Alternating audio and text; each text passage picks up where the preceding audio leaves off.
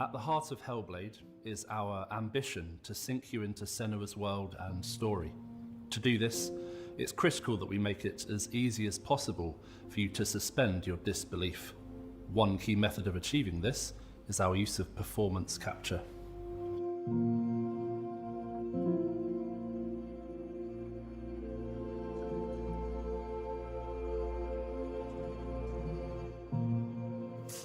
What I want to achieve on stage is to get the best performance and best storytelling from the actors, and then to get that into the game as faithfully as possible. I want to see what I saw on stage in the game. It's time to find out. Why are they watching? It's time to find out. When we were shooting the scene from the Xbox showcase, it was quite a somber mood on set, because that was one of our moments in the game where it's just Senua and the Furies, and we have an opportunity to connect with the player one-on-one.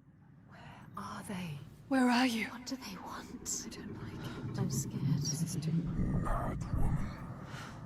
At this point in Senua's journey, she's had her confidence eroded. There's a lot of doubt, and she needs to find within herself a spark of hope, that strength that she has, in order to continue on.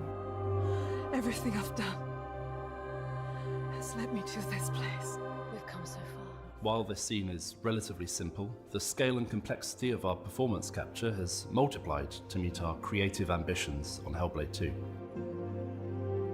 We shot the first Hellblade in the boardroom of our old studio. It was very MacGyvered together.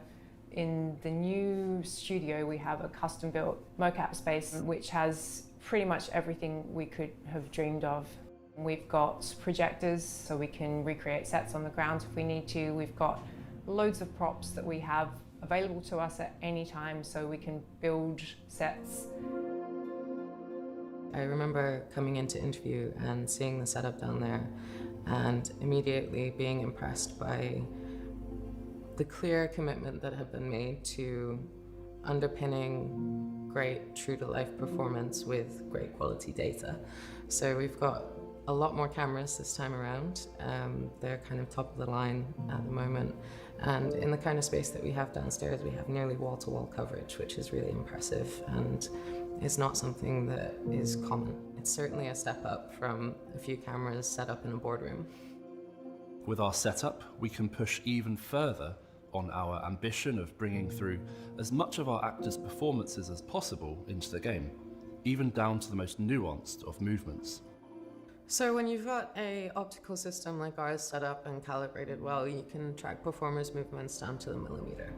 So we can see somebody shuffling their finger along the table or just wiggling them very gently. You can see hesitation and breath. You know, there's no need to push the action and overact. You can just be your character. I'm here now. What we want is the best performance possible, the best immersion possible for the player, and that's why we go to these lengths, just to try and get that extra fidelity of performance into the game. What do you want me to do?